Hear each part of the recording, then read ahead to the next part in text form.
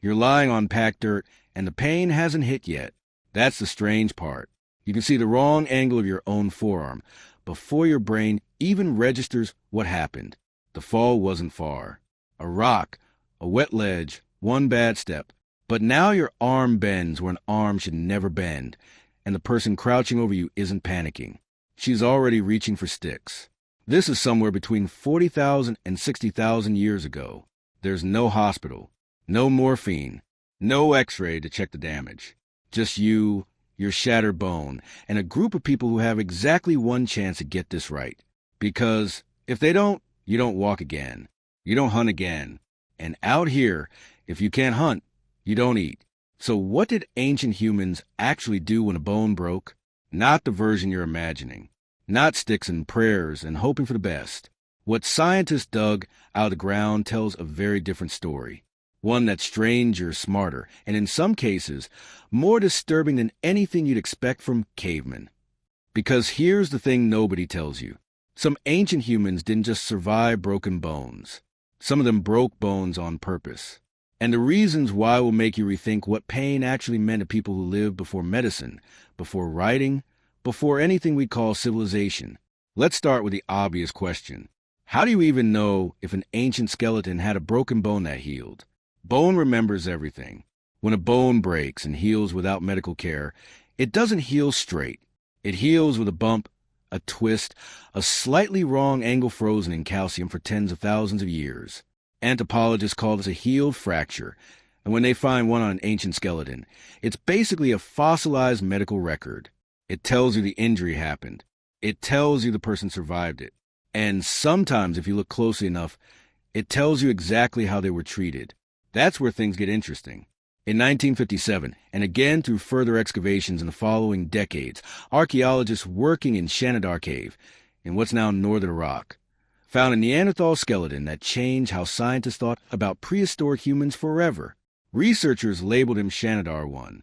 He lived roughly 45,000 years ago, and his body was a catalog of injuries that should have killed him many times over. His right arm had been amputated, or crushed so badly it withered away, decades before he died. One of his eye sockets showed signs of skull fracture that likely left him partially blind. His leg carried a heel fracture. His hearing was probably damaged too. By modern standards, this man should not have made it past his 20s. He lived into his 40s. Think about that for a second. In a world without antibiotics, without surgery, without anything close to modern care, a disabled Neanderthal man survived for decades after suffering injuries that would put a modern person in intensive care. Someone fed him. Someone helped him move. Someone cared for him long after he stopped being useful in the brutal, transactional sense we like to imagine early humans operating by. But here's what scientists actually found when they dug deeper into fracture patterns across Neanderthal populations, and it's not the heartwarming story you'd expect. Neanderthal skeletons show an unusually high rate of head, neck, and upper body trauma. For decades, researchers assumed this meant Neanderthals were clumsy or lived in a uniquely dangerous environment. Then, in the 1990s, two researchers compared the injury patterns to a very specific modern occupational group. Rodeo performers. The people who get gored by bulls and thrown from broncos for a living have almost the exact same injury distribution as Neanderthals, which meant one thing. Neanderthals weren't falling off cliffs or slipping on ice by accident. They were getting up close to large, dangerous animals, close enough to stab them by hand, and paying for it with broken bones. Over and over again, every single hunt was a gamble with your own skeleton. And here's where the modern connection kicks in for the first time. Think about how differently you treat a paper cut versus a sprained ankle. Your brain still runs on the same threat assessment software that Neanderthals needed to survive close-range hunting. That flinch you feel when something moves fast near your face, that's 50,000 years of getting too close to something with horns, still wired into your nervous system. But surviving an accidental break is one story. What scientists found next is a completely different, much stranger one, because broken bones in the ancient world weren't always accidents. Here's the reframe. Everything you just assumed about ancient bone breaking, the idea that it was always injury, always misfortune, always something that happened to a person rather than something chosen. That assumption is wrong. In multiple ancient cultures, across different continents and different timelines, humans intentionally broke bones, their own and each other's. And they did it for reasons that fall into three unsettling categories: medicine, status, and control. Let's take medicine first, because it's the one that sounds almost logical until you hear the details. Ancient healers understood something modern doctors still deal with today. A bone that heals crooked is often worse than no bone at all. If a fracture set wrong, if it healed at an angle, the limb could become useless, or worse, a permanent source of infection and pain. So across multiple ancient societies, from early agricultural communities in the Near East to indigenous groups documented much later in the historical record, healers developed a terrifying but logical solution. They rebroke it. If a bone had already started healing crooked, a healer would sometimes deliberately refracture the limb, using control force, in order to reset it properly. No anesthesia, no sedation beyond maybe alcohol, herbs, or simply being held down by several strong adults. Archaeological evidence from ancient Egypt, documented in texts like the Edwin Smith Papyrus dating back roughly 3,600 years, shows detailed descriptions of fracture treatment that reveal just how systematic this practice had become. The papyrus describes different types of fractures with precision that wouldn't look out of place in a modern orthopedic textbook, and it explicitly separates cases that were treatable from cases a healer should not even attempt to treat. That distinction matters. It means ancient practitioners weren't guessing. They were triaging.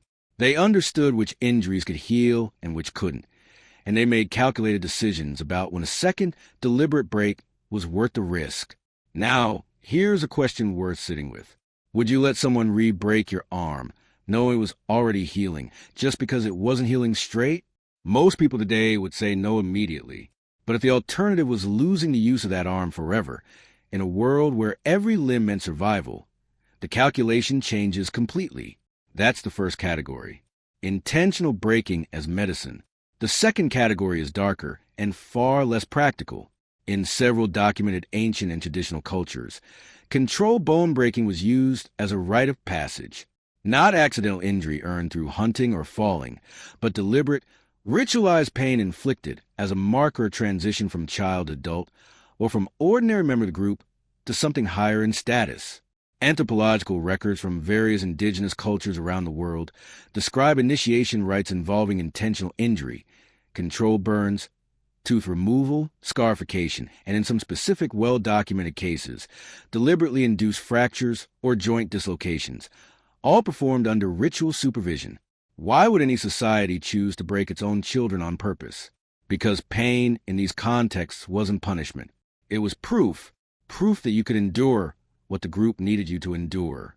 In a world without written contracts, without legal systems, without any way to verify a person's character except by watching what they did under pressure, physical endurance became a kind of currency. If you could survive a controlled, brutal ritual without breaking down, the group trusted you with responsibilities that could mean life or death for everyone. Hunting alongside dangerous animals, standing guard through the night, carrying the group's survival on your shoulders when things went wrong. Here's the second connection to modern psychology, and it's an uncomfortable one. Think about why extreme fitness challenges, ice baths, ultramarathons, and brutal fraternity or military initiation rites still exist today, in a world that no longer requires any of them for actual survival. The same underlying wiring that made ancient rites of passage effective is still running in your brain right now. You still, on some subconscious level, trust people more after watching them endure something difficult. That instinct wasn't invented by modern gyms or elite military units. It's tens of thousands of years old. Now here's the part of the story that history books tend to skip entirely. Because not every act of deliberate bone breaking in the ancient world was chosen. Some of it was inflicted. And when scientists started distinguishing between heel fractures caused by ritual, by accident, and by violence, the picture that emerged was far darker than anyone expected. What you're about to hear was mostly absent from mainstream history books until fairly recently, because for a long time, researchers simply assumed all heel fractures in ancient skeletons came from hunting accidents or falls. It's a forensic-style analysis, the same techniques used in modern crime scene investigation, to reveal the truth hiding in ancient bones. Forensic anthropologists can now distinguish between a fracture caused by a fall, a fracture caused by a blunt weapon, and a fracture caused by controlled, repeated force, the kind associated with punishment or torture. The angle of the break, the location on the bone, whether there are multiple healed fractures in patterns that don't match accidental injury, all of it tells a story. And in several ancient burial sites, that story is punishment. Skeletal analysis from various Bronze Age and Iron Age burial sites has revealed patterns of multiple healed fractures on hands, forearms, and lower legs that don't match any plausible accident. These are what forensic specialists today call defensive and punitive fracture patterns, the kind you see in modern cases of domestic abuse and interpersonal violence. Except these bones are thousands of years old. This is where the story stops being about survival and starts being about power. In hierarchical ancient societies, and there were more of them earlier than most people assume, bone breaking became a tool of control. Punishing a slave, a captive, a disobedient family member, a person who violated a taboo. The logic was simple and horrifying at once. Breaking a bone incapacitates a person without necessarily killing them. It sends a message that can be seen and remembered by everyone in the group for weeks or months while the injury heals crooked. Here's something that will genuinely unsettle you. In some documented traditional societies, deliberately breaking a specific finger or toe was used as a targeted, symbolic form of corporal punishment, precise enough to hurt and humiliate without permanently disabling the person from essential work. That precision tells you something disturbing. It means the people doing this understood anatomy well enough to calibrate pain. They weren't lashing out randomly. They were engineering suffering with intention. Let's pause here, because this is a point in the story where most people start questioning their own assumptions about ancient life. We like to imagine prehistoric and ancient humans as either noble survivors, banding together against nature, or as simple brutes, acting purely on instinct. Neither picture is complete. What the bones actually show is something closer to us than either extreme. Ancient humans built complex social systems, complete with hierarchy, punishment, ritual, and yes, cruelty. The same species capable of caring for a disabled Neanderthal man for decades was also capable of calculated, targeted violence against its own members. That's the third connection to modern psychology, and maybe the most important one. Human societies have never been purely cooperative or purely cruel. We've always run both systems simultaneously. Care and control, side by side, sometimes within the same family, the same tribe, the same week. If that feels uncomfortably familiar, it should. Look at any modern institution, and you'll find the exact same tension. But there's one more layer to this story, one that scientists only recently started piecing together, and it might be the strangest of all. Some ancient bone breaking wasn't about medicine or ritual or punishment. It was about survival math, cold and simple. In times of famine or extreme resource scarcity, some archaeological and ethnographic evidence points to injured or disabled group members being deliberately excluded, or in the most extreme documented cases, having their situation actively worsen when the group could no longer support them. This is a difficult, disputed area of research, and scientists are careful about how they interpret it, because distinguishing between abandonment, natural death, and deliberate action in ancient remains is incredibly difficult.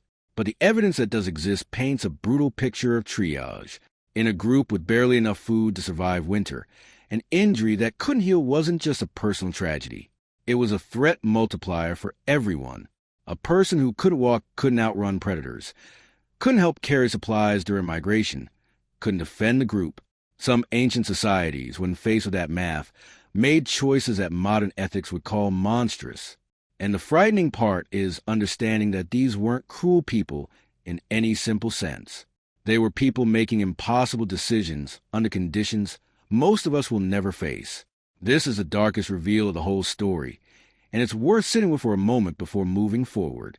The same instinct that made ancient humans care for Shanidar won for decades, feeding him, protecting him, keeping him alive well past the point of usefulness, existed right alongside an instinct to abandon or harm the injured when resources ran too thin. Compassion and cruelty weren't opposites in the ancient world. They were both survival strategies, deployed depending on circumstances. And if you're being honest with yourself, that duality hasn't disappeared from human behavior today. It's just better hidden behind modern institutions, modern language, modern excuses. Now, let's bring this back to something more grounded, because not every story about ancient bone treatment is horrifying. Some of it is genuinely remarkable engineering, achieved with almost nothing. Archaeological evidence from multiple ancient cultures shows surprisingly sophisticated splinting techniques. Excavated remains from ancient Egypt include reed splints, bound with linen, used to immobilize broken limbs in a way that modern orthopedic doctors recognize as fundamentally sound technique. Bark, animal hide, and plant fiber were commonly used across different ancient cultures to create rigid supports around broken limbs, allowing bones to heal in a stable position without modern casting materials. Ancient healers also understood something crucial about pain and healing that took modern medicine centuries to formally catalog. Willow bark, used by multiple ancient cultures, including the Sumerians and later the ancient Egyptians, contains a compound called salicin. Your body converts salicin into a substance chemically related to aspirin, which means, in a very real sense, people were using a natural precursor to modern pain medication thousands of years before anyone understood chemistry, biochemistry, or pharmacology. They didn't know why it worked. They just knew, through generations of trial and observation, that it did. Think about what that represents. Thousands of years of careful, informal experimentation, passed down through oral tradition, refined generation after generation, without a single written record, without any concept to control clinical trials, just observation, memory, and survival pressure, slowly building something that functions remarkably like modern medical science. There's also strong evidence that ancient humans understood the importance of reducing movement during healing. Skeletal remains showing well-healed fractures, meaning fractures that heal with proper alignment and minimal deformity, are strongly correlated with evidence of splinting or binding. Poorly healed fractures, the kind that left people with lifelong disability, tend to appear in remains where no such treatment evidence exists. In other words, the difference between walking normally for the rest of your life and being permanently disabled often came down to whether your community had access to someone who understood basic fracture care.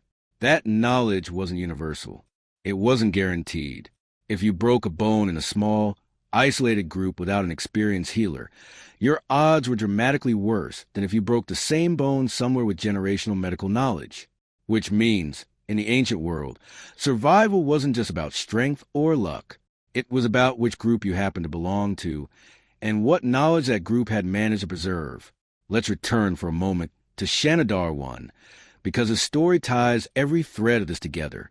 Scientists studying his remains determined that his injuries were severe enough that he would have needed near-constant assistance for years, possibly decades. He likely couldn't hunt. He may have had limited vision. His mobility was almost certainly compromised, and yet the evidence shows he lived a long life by the standards of his time and species. For years, this discovery was used as evidence of Neanderthal compassion, proof that these supposedly primitive cousins of modern humans care for their vulnerable members. And that's likely true. But more recent analysis has added nuance to the story. Researchers now point out that caring for an injured group member wasn't necessarily pure altruism. It may have also reflected practical value. Older, experienced individuals, even physically limited ones, often held critical knowledge: where to find water during drought, which plants were edible, how to track specific animal migration patterns across seasons. In a world without written records, a person's memory was their group's entire external hard drive. So maybe Shanidar 1 wasn't just kept alive out of compassion. Maybe he was kept alive because his knowledge was worth more than his ability to hunt. That doesn't make the story less remarkable. If anything, it makes it more human. Care and utility have always been tangled together in human relationships, and pretending otherwise flattens a much more complicated, much more interesting truth. Here's the final piece of this story, the part that pulls everything together. When you strip away the tools, the technology, the thousands of years separating you from these ancient humans, what you're left with is a species that has always treated broken bones as more than just physical injuries. They were tests. They were punishments. They were medical puzzles. They were proof of trust, proof of endurance, proof of belonging. The way a group responded to a broken bone told you everything about that group's values, its hierarchy, its capacity for both extraordinary compassion and extraordinary cruelty. And that hasn't changed nearly as much as you might think. Right now, in the modern world, how a society treats its injured, its disabled, its vulnerable, still reveals its deepest values, just as clearly as it did 50,000 years ago in a cave in northern Iraq. We replaced reed splints with titanium plates and willow bark with pharmaceutical aspirin. But the underlying question, the one every human group has had answered since long before recorded history, remains exactly the same. When someone among us breaks, do we rebuild them or do we leave them behind? Ancient humans answered that question in every possible way. With devotion, with brutality, with calculation, with mercy, sometimes all four inside the same small group within the same lifetime. So the next time you feel that instinctive flinch at the sight of an injury or that quiet urge to help a stranger who's fallen, remember that reaction isn't modern. It isn't a product of civilization or ethics classes or religion. It's older than language. It's older than fire. It's a signal running through you from people who broke, who healed, who broke each other, and who somehow, against every possible odd, survived long enough for you to exist at all.